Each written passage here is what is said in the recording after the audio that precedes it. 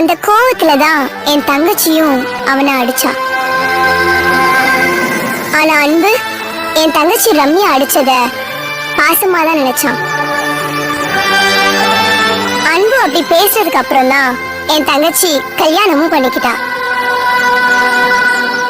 ஏண்டா உன்னையே நீ அசிங்கப்படுத்திக்கிட்டேன்னு கேட்டப்போ என் மேல அன்பு வச்ச தவிர அவ அப்படி என்ன தப்பு பண்ணா?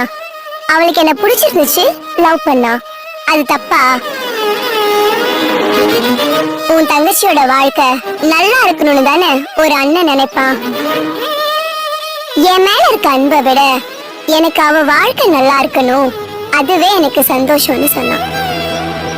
அன்புவ நான் என் தம்பியா தான் பாக்குறேன். இன்னைக்கு என் குடும்பமே அன்புவ கொண்டாடுது. அடுத்தவங்களுக்கு ஒரு கஷ்டம்னா கேட்காமலே வந்து உயிரை கொடுத்து தாங்குறவன் தான் அன்பு. ஆனந்தி, நாங்கெல்லாம் அன்பு நல்லவன் சொல்லும்போது நீ நம்பல, இப்ப நம்புறியா?